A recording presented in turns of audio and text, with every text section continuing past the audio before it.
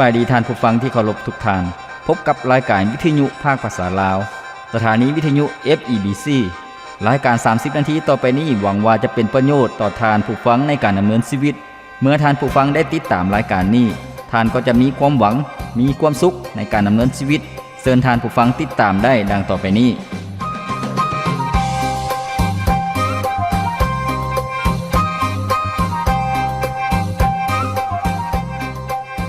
สุขสบายดีพ่อแม่พี่น้องท่านผู้ฟังที่เคารพรักทุกท่านพบกันอีกเช่นเคยกับรายการชีวิตนี้ยังมีความหวังข้าพเจ้าพรประเสริฐผู้ดำเนินรายการยินดีต้อนรับท่านผู้ฟังเข้าสู่รายการของพวกเราซึ่งรายการของพวกเราเป็นรายการที่มีจุดประสงค์เป้าหมายให้กับพี่น้องประชาชนลาวทุกๆท่านที่จะเข้าใจความจริงฮู้จักความหมายแห่งชีวิตฮู้จักคำตอบในชีวิตท่านผู้ฟังแล้วก็ชีวิตของพวกเรานั่นก็จะเป็นชีวิตที่มีความปิติยินดีชีวิตที่มีพลังเป็นชีวิตที่ประสบผลสำเร็จท่านผู้ฟังที่เคารพในที่ผ่านมารายการของพวกเรานั้นได้นำเสนอในหลายๆหัวข้อหลายๆภาคส่วนเชื่อว่าจะให้แง่คิดให้พระพรสำหรับท่านผู้ฟังที่ผ่านมาพวกเราได้นำเสนอแล้วบางหัวข้อที่บอกว่าพวกเราจะประกาศเป็นพยานเรื่องราวขององค์พระเยซูเจ้าให้กับคนที่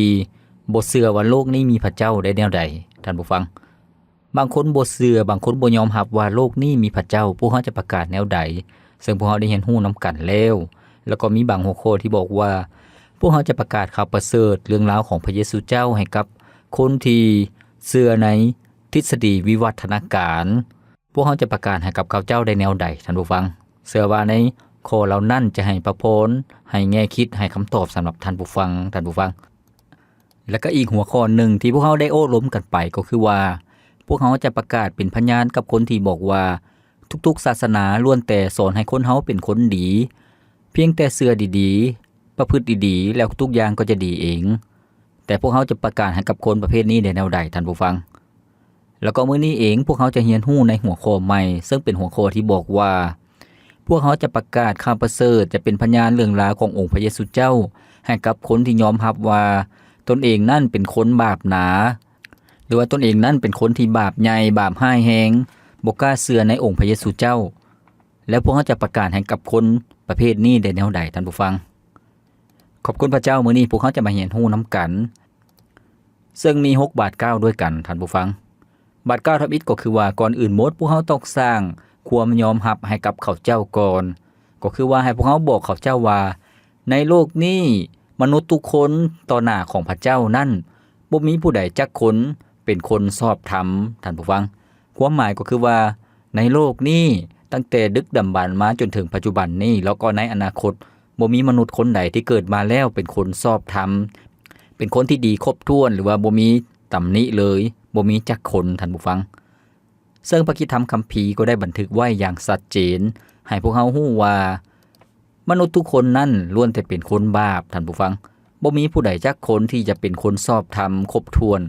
มนุษย์ทุกคนล้วนแต่เป็นคนบาปในพระคิดธรรมคัมภีร์พระธรรมโรมบทที่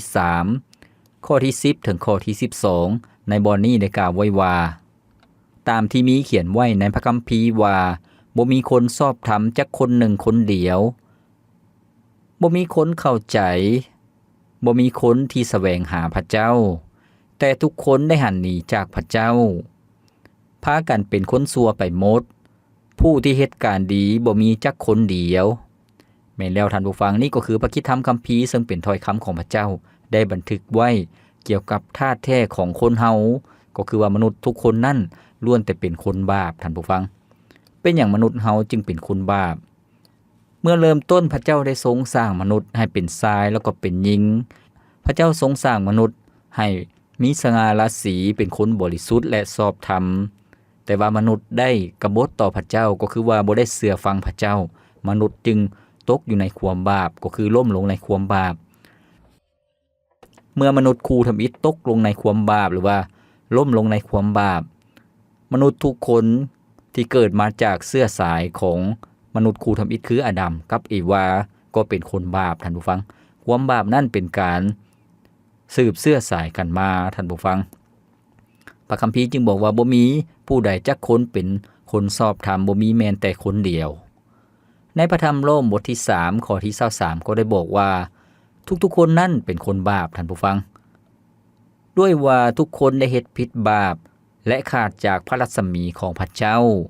แม่นแล้วท่านผู้ฟังเมื่อพวกเขาเป็นคนบาปพวกเขาจึงเฮ็ดบาปเมื่อพวกเขาเป็นคนบาป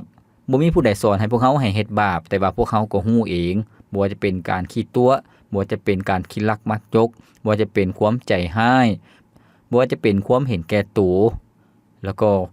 การที่บ่ได้ฮู้จักกับพระเจ้านั่นก็คือการเป็นคนบาปท่านผู้ฟังเมื่อมนุษย์เป็นคนบาปจึงเสื่อมจากพระรัศมีของพระเจ้าก็คือว่าบ่สามารถที่จะติดต่อพัวพันบ่สามารถที่จะไปถึงพระเจ้าได้การสร้างคุณงามความดีต่างๆการเฮ็ดบุญเฮ็ดกุศลหรือว่าดำเนินชีวิตให้ดีประพฤติที่ดีนั่นก็บ่ได้ซอยให้พวกเขาเป็นคนชอบธรรมดังนั้นท่านผู้ฟังที่เคารพบาท9ทำอิฐพวกเขาต้องสร้างความเข้าใจให้กับเขาเจ้าก่อนคนที่ยอมรับว่าตนเองนั้นเป็นคนบาปหนาบ่กล้ามาเชื่อในพระเยซูเจ้าพวกเขาต้องบอกว่าทุกๆคนตกอยู่ในสภาพการเดียวกันหมดก็คือว่าเป็นคนบาปท่านผู้ฟังบาท9ที่2พวกเขาต้องโอ้ล้มกับเขาเจ้าก็คือว่าให้พวกเขาเว้าถึงจุดประสงค์ที่องค์พระเยซูเจ้าเสด็จมาเกิดในโลกนี้ท่านผู้ฟังองค์พระเยซูเจ้าเสด็จมาเกิดในโลกนี้มีจุดประสงค์ที่จะซอยมนุษย์ทุกชาติทุกภาษาแล้วก็ทุกยุคทุกสมัยให้ได้รับความรอดพ้นท่านผู้ฟังองค์พระเยซูเจ้าทรงเป็นพระบุตรของพระเจ้าผู้ทรงประทับอยู่ถึงสวรรค์แต่พระองค์ทรงรักมนุษย์แล้วก็มาเกิดเป็นมนุษย์แล้วก็ตายแทนบาปมนุษย์ท่านผู้ฟังในพระธรรมมัทธิบทที่1ข้อที่21ในบทนี้กล่าวไว้ว่านางจะเกิดลูกชายผู้หนึ่งและเจ้าจงใส่ชื่อให้เด็กนี้ว่าเยซูเพราะเพิ่นจะโปรดช่วยประชาชนของตนให้รอดพ้นจากบาปกรรมของพวกเขาแม่นแล้วท่านผู้ฟังความหมายของน้ำชื่อที่บอกว่าพระเยซูหมายถึงพระผู้ช่วยให้รอดพ้นท่านผู้ฟัง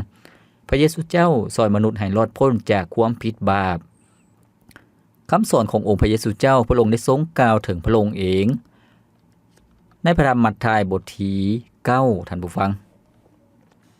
ข้อที่12ถึงข้อที่13ได้กล่าวไว้ว่าพระเยซูเจ้าได้ยินคำถามของพวกเขาจึงตอบว่าคนที่มีสุขภาพดีบ่ต้องการหมอแต่คนเจ็บป่วยเท่านั้นที่ต้องการหมอจงไปค้นเบิ่งเรื่องนี้หมายถึงหยังตามที่พระคัมภีร์มีกล่าวว่าเฮาประสงค์ความเมตตาแต่บ่แม่นเครื่องบูชาเฮาบ่ได้มาเพื่อเอิ้นเอาคนศีลธรรมแต่มาเอิ้นเอาคนบาปทั้งหลายแม่นแล้วท่านผู้ฟังนี่ก็คือจุดประสงค์เป้าหมายขององค์พระเยซูเจ้าองค์พระเยซูเจ้าพระองค์มาซอยบรรดาคนบาปทุกคนให้ได้รับการอภัยบาปคนบาปทุกคนที่ตกอยู่ในเวรกรรมตกอยู่ในการถูกห้องฟ้องชีวิตเป็นทุกข์ชีวิตบ่ได้รับการปลดปล่อยเป็นอิสระพระเยซูเจ้าทรงมาซอยให้มนุษย์ได้รับความรอดพ้นจากความผิดบาปดังนั้นท่านผู้ฟังที่เคารพดังที่องค์พระเยซูเจ้าทรงสอนก็คือว่าคนเจ็บป่วยคนบ่สบายต้องการหมอพระเยซูเจ้าพระองค์ทรงมาเพื่อซอยคนที่รู้สึกว่าตนเองเป็นคนบาปให้เป็นคนชอบธรรมพระองค์ทรงให้อภัยความผิดบาปท่านผู้ฟังหากพวกเราเบิ่งอยู่ในพระธรรมโยฮันบทที่8ข้อที่1ถึงข้อที่11จะเป็นเรื่องราวของแม่หญิงคนหนึ่งซึ่งเป็นหญิงลิ้นสู้ซึ่งทางการก็คือผู้นำศาสนายิวจับมาเพื่อให้พระเยซูเจ้าลงโทษแล้วก็ตามกฎระเบียบของคนยิวก็คือว่าคนที่ลิ้นสู้นั่นเป็นความผิดที่ร้ายแรงต้องถูกลงโทษโดยการเอาก้อนหินขว้างใส่ท่านผู้ฟังเอาก้อนหินแกว่งใส่จนตายแต่ว่าองค์พระเยซูเจ้าทรงให้อภัยแก่หญิงนั้นและพระองค์ทรงบอกว่าเฮาก็บ่ได้ถือโทษเจ้าจงอย่าทำบาปอีกความหมายก็คือว่าพระเยซูเจ้าทรงให้โอกาสให้อภัยกับแม่หญิงคนนั้นดังนั้นท่านผู้ฟังที่เคารพองค์พระเยซูเจ้ามาเกิดในโลกนี้เพื่อตายแทนบาปมนุษย์ทุกคนแล้วก็เป็นขึ้นจากความตายเพื่อแทนบาปมนุษย์ทุกคนพระเยซูเจ้ามาซอยมนุษย์ทุกคนบ่ว่าคนนั้นจะบาปร้ายแรงส่าใดบ่ว่าคนนั้นจะเฮ็ดผิดบาปร้ายแรงส่าใดพระเยซูเจ้าก็ทรงอภัยให้ได้ท่านผู้ฟังบาท9ที่3ให้พวกเราอธิบายแกนแท้หรือว่าความรอดพ้นขององค์พระเยซูเจ้าให้กับคนที่พวกเรากำลังสนทนานำก็คือว่าจุดที่สำคัญของความรอดพ้นหรือว่าแกนแท้ของความรอดพ้นนั่นแม่นความรักของพระเจ้าท่านผู้ฟังความรักของพระเจ้าเป็นสิ่งที่สำคัญที่สุดสำหรับความรอดพ้นของมนุษย์ใน ในพระธรรมโยฮันบทที่3ข้อที่16ซึ่งเป็นข้อความที่สำคัญแล้วก็หลายๆคนก็ลึงเคยซึ่งได้กล่าวไว้ว่าเพราะว่าพระเจ้าทรงหักโลกหลายที่สุดจนได้ประทานพระบุตรองค์เดียวของพระองค์เพื่อทุกคนที่วางใจเชื่อในพระบุตรนั้นจะบ่จิบหายแต่มีชีวิตอันตลอดไปเป็นนิจแม่นแล้วท่านผู้ฟังพระเจ้าทรงหักโลกหลายที่สุดความหมายของคำว่าโลกในที่นี้หมายถึงมนุษย์ทุกคนที่เป็นคนบาปพระเจ้าได้ทรงให้พระเยซูเจ้ามาตายแทนบาปมนุษย์ทุกคนคนที่วางใจเชื่อในองค์พระเยซูเจ้าก็คือว่าต้อนรับพระองค์เข้ามาเป็นพระเจ้าในชีวิตก็จะผ่านพ้นความตายบ่ได้ถูกตกนรกบึงไฟพระเยซูเจ้าทรงตายแทนเฮาท่านผู้ฟังซึ่งในพระธรรมโรมบทที่5ข้อที่8ได้กล่าวไว้ว่าพระเจ้าได้ทรงสำแดงความรักของพระองค์ให้แก่พวกเฮาทั้งหลายคือขณะที่พวกเฮายังเป็นคนบาปอยู่นั่นองค์พระเยซูคริสต์เจ้าได้ทรงตายแทนพวกเฮาท่านผู้ฟังพระเยซูเจ้าทรงเป็นพระเจ้าผู้ทรงบริสุทธิ์ยุติธรรมเป็นคนชอบธรรมพระองค์ทรงตายแทนคนอธรรมก็คือตายแทนความบาปตายแทนคนบาปท่านผู้ฟังแล้วก็ความรอดพ้นจากพระเจ้าพวกเฮาได้รับโดยพระคุณเป็นสิ่งที่พระองค์ทรงมอบให้พวกเฮาลันล่าท่านผู้ฟังเพื่อพวกเฮาจะได้เป็นคนชอบธรรมโดยบ่ได้คิดมูลราคาก็คือว่าพระองค์ทรงมอบให้พวกเฮาฟรีๆเมื่อพวกเฮาเชื่อวางใจในองค์พระเยซูเจ้าในพระธรรมโรมบทที่3ข้อที่24ในบอนนี้ได้กล่าวไว้ว่าแต่บัดนี้พระเจ้าได้ทรงชี้ให้เห็นว่ามนุษย์เป็นคนชอบธรรมต่อหน้าพระองค์ได้โดยบ่อิงใส่กฎบัญญัติและผู้ทำนวยก็เป็นพยานถึงเรื่องนี้แม่นแล้วท่านผู้ฟังความชอบธรรมที่มนุษย์ได้รับนั่นจากพระเจ้าก็คือโดยความเชื่อเท่านั้นท่านผู้ฟังที่เคารพมื้อนี้พวกเรากำลังรับฟังน้ำกันในหัวข้อที่บอกว่าพวกเฮาจะประกาศเป็นพยานเรื่องราวข่าวประเสริฐขององค์พระเยซูเจ้าให้กับคนที่ยอมรับว่าตนเองนั่นเป็นคนบาปหนาบ่กล้ามาเชื่อในองค์พระเยซูเจ้าพวกเฮาจะประกาศแนวใดซึ่งพวกเฮาได้เรียนรู้นำกันแล้ว3บาท9ก็คือว่าให้พวกเฮาสร้างความมั่นใจแล้วก็การยอมรับให้กับเขาเจ้าว่ามนุษย์ทุกคนล้วนแต่เป็นคนบาปท่านผู้ฟังแล้วก็ให้พวกเฮาเว้าถึงจุดประสงค์ขององค์พระเยซูเจ้าที่มาเกิดในโลกนี้แล้วก็ให้พวกเฮาอธิบายความหมายหรือว่าธาตุแท้ของความรอดพ้นที่พระเยซูเจ้าทรงมอบให้มนุษย์เป็นความรอดพ้นแนวใดท่านผู้ฟัง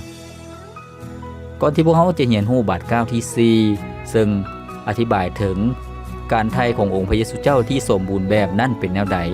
ให้พวกเฮาพักฟังเพลงจากรายการของเฮาก่อนจัก1เสียงเพลงแล้วพวกเฮาจะมาเรียนรู้นำกันเกี่ยวกับวิธีการบาท9ในการประกาศข่าวประเสริฐจากวันที่พระองค์ได้ทรงทนทรมานรับความบาปของข้าไปที่ไม่กางแค้นวันนี้ข้าจึงได้รู้ว่าชีวิตของข้านั้นมีความหมายความรักของพระองค์เป็นรักที่ยิ่งใหญ่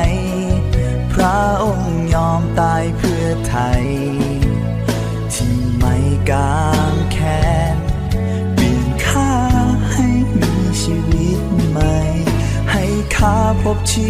วิตแท้ในพระองค์พระองค์ทรงพระชนพระองค์เป็นคืนมาแล้วและวันนี้ข้าจึงได้พบกับชีวิตที่อัศจรรย์เพราะว่าองค์พระเยซูพระองค์ทรงเป็นพระเจ้าของข้าทรงไถ่ชนะความตายด้วยฤทธิ์อำนาจยิ่งใหญ่พระองค์ทรงคืนพระชนข้าจึงได้มีชีวิตใหม่พระองค์เป็นพระผู้ไถ่ข้าจึงฮ้องสรรเสริญแด่พระองค์ผู้เดียวเท่านั้นผู้ไถ่ชนะความตาย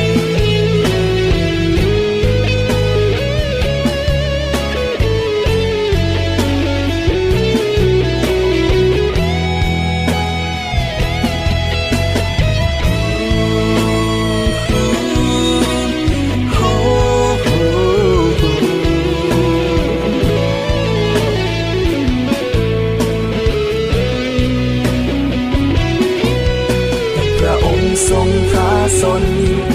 พระองค์เป็นคืนมาแล้วและวันนี้ข้าจึงได้พบกับชีวิตที่อัศจรรย์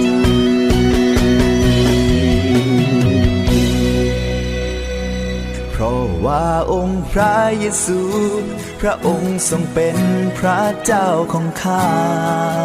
ทรงไถ่ชนะความตายด้วยฤทธิ์อำนาจยิ่งใหญ่โอ้พระองค์ทรงคืนพระชนข้าจึงได้มีชีวิตใหม่พระองค์เป็นพระผู้ไถ่ข้าจึงห้องสรรเสริญแด่พระองค์ผู้เดียวเท่านั้นผู้ใส่เสื้อลายของตา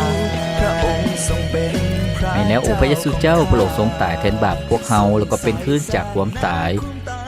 พวกเฮาจึงรู้ว่าพระองค์ทรงเป็นพระเจ้าพระผู้ช่วยให้รอดพ้นของพวกเฮา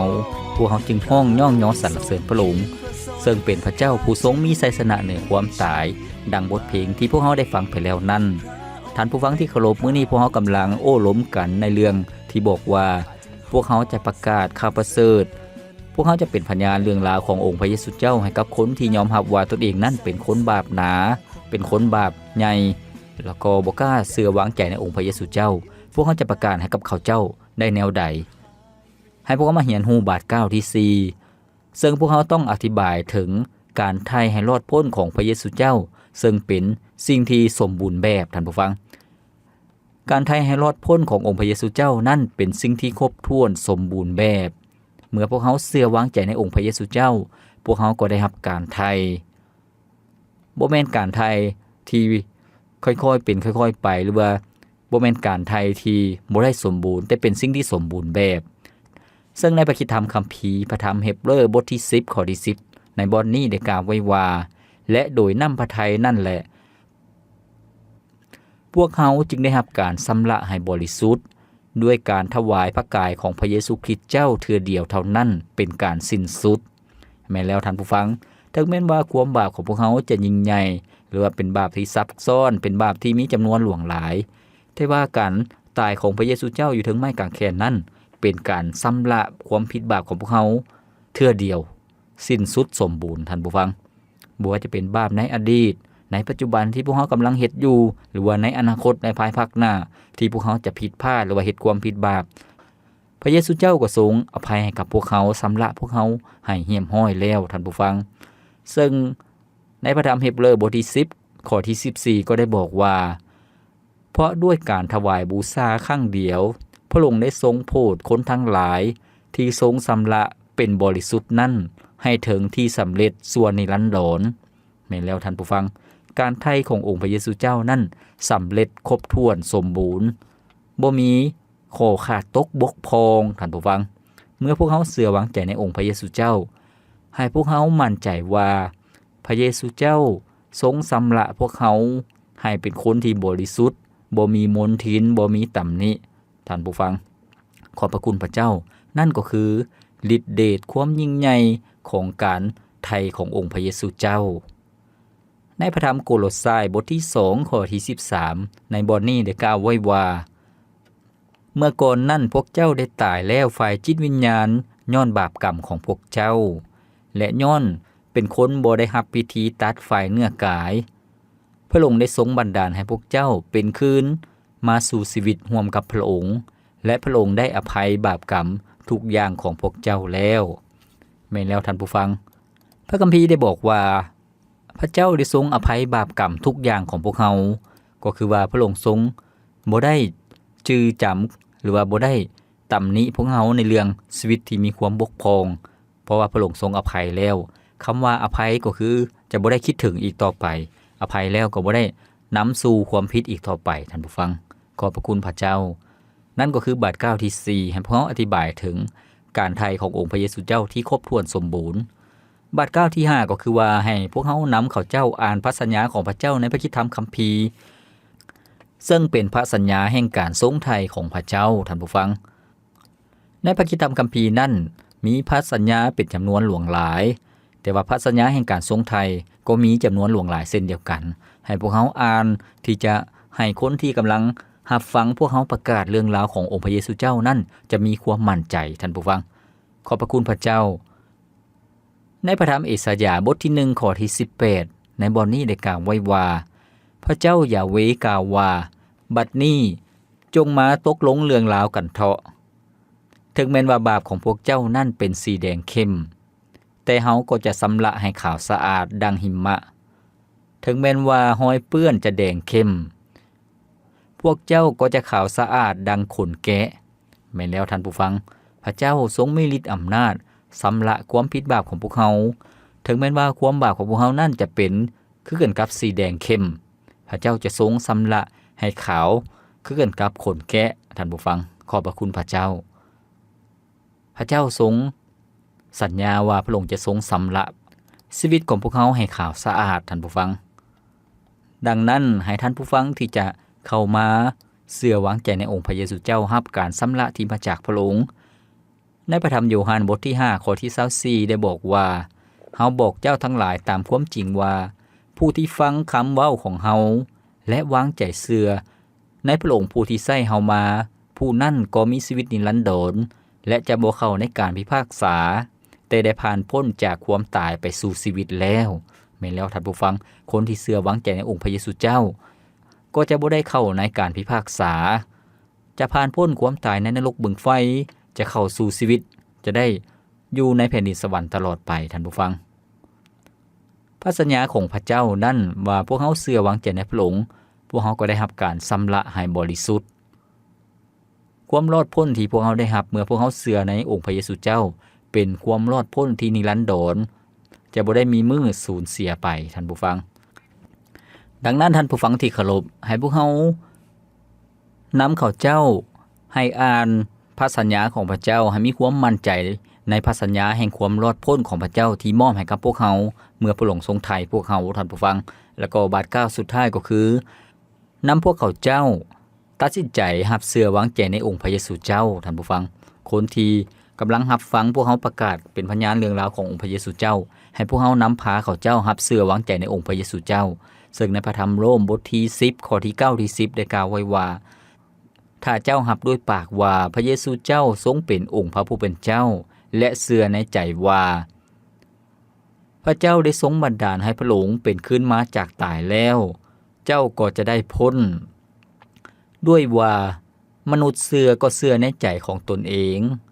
ซึ่งจะทรงถือว่าเป็นคนชอบธรรมและที่ยอมรับก็ยอมรับด้วยปากจึงทรงถูกโพนให้พ้นไม่แล้วท่านผู้ฟังเมื่อพวกเขาประกาศเป็นพยานให้กับคนที่กำลังรับฟังพวกเขาอยู่ให้พวกเขานำเขาเจ้ารับเชื่อวางใจในองค์พระเยซูเจ้านั่นก็คือให้เขาเจ้ากล่าวตามที่พวกเขาได้บอกว่าพวกเขานั้นเป็นคนบาปแล้วก็ต้องการองค์พระเยซูเจ้าให้อภัยความผิดบาปในชีวิตของพวกเขาเชิญพระเยซูเจ้าเข้ามาเป็นพระเจ้าในชีวิตแล้วก็พวกเขาติดตามพระเจ้าตลอดไปนั่นก็คือการยอมรับเชื่อวางใจในองค์พระเยซูเจ้าพวกเขาก็ได้รับความรอดพ้นดังที่พวกเขาได้เว้าไปก็คือว่าความบาปบ่ว่าบาปจะยิ่งใหญ่ปานใดความบาปที่น่าอับอายขายหน้าปานใดพระเจ้าก็ยังอภัยให้พวกเขาได้นี่ก็คือพระเจ้าผู้ทรงทรงหักพวกเขาทุกคนให้โอกาสสำหรับพวกเขาทุกคนที่จะเชื่อวางใจในพระองค์ท่านผู้ฟังขอบพระคุณพระเจ้าท่านผู้ฟังที่เคารพข้าพเจ้าหวังยิ่งว่าท่านผู้ฟังจะกล้าประกาศเป็นพยานให้กับอีกหลายๆคนที่จะมาเชื่อวางใจในองค์พระเยซูเจ้าและได้รับความรอดพ้นรายการของพวกเขาดำเนินมาฮอดนี้ก็สิ้นสุดเพียงเท่านี้ข้าพเจ้าพรประเสริฐผู้ดำเนินรายการขอกล่าวคำว่าขอพระเจ้าอวยพรท่านผู้ฟังทุกทางพบกันใหม่ในมื้อต่อไปสบายดี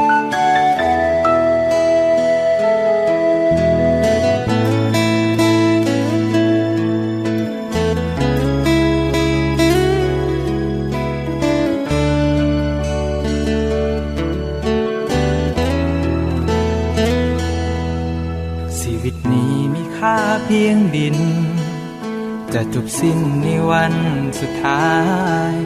โลกเฮาจะต้องสลายไปตามเวลาพระองค์สร้างเฮามีวิญญาณต้องกลับบ้านเหมือนดังเป็นมาอย่าเล่นลอยปล่อยเวลาให้มันเสียไปพ ระเจ้าหักเขานั้นบ่มีเหตุผลทั้งจากเป็นคนในฐานะใดจงหูเอาไว้ มีพระองค์ที่ยังคงหาเขาถึงแม้นชีวิตเอาให้เป็นจังใดผิดพลั้งพลาดไปบ่ได้หัวซาขอเพียงกลับมาพระองค์ก็พร้อมอภัยบ่มีสิ่งใดจะมากันกลางความหาของพระองค์จึงได้เสด็จลงมาพรีชีวาเพื่อไทยจากสวรรค์ลงมาสู่ไม่กลางแขนยอมตายแทนแล้วคืนมาใหม่ผู้เสื่อวางใจได้มีความหวังอยู่ในพระองค์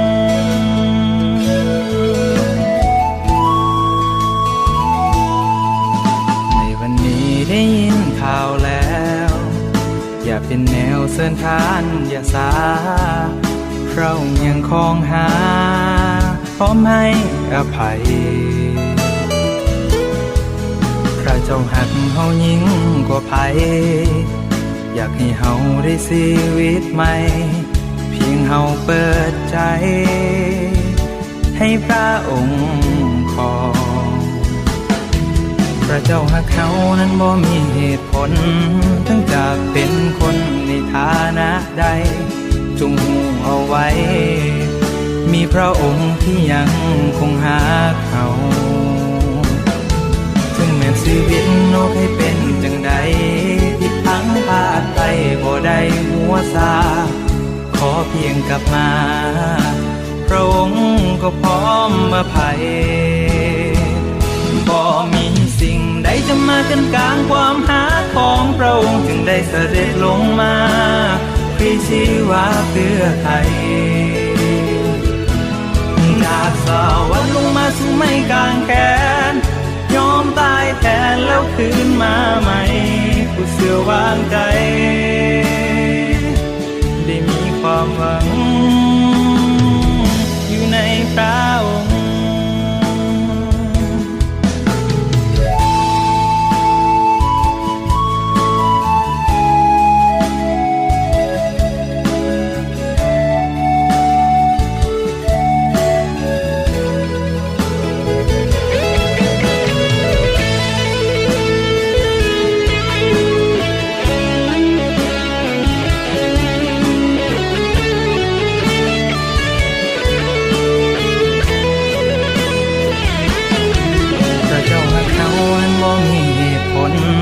ทั้งจากเป็นคนในฐานะใด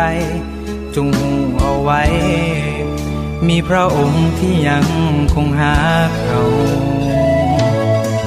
ถึงเป็นชีวิตเราเคยเป็นจังใด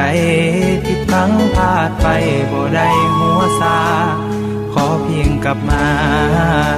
พระองค์ก็พร้อมอภัยบ่มีสิ่งใดจะมากันกลางความหาของพระองค์จึงได้เสด็จลงมาพรีชีวาเพื่อไทย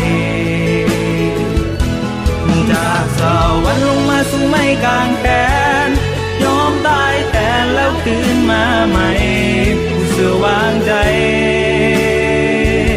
ได้มีความหวังความหาของพระองค์จึงได้เสด็จลงมาพรีชีวาเพื่อไทย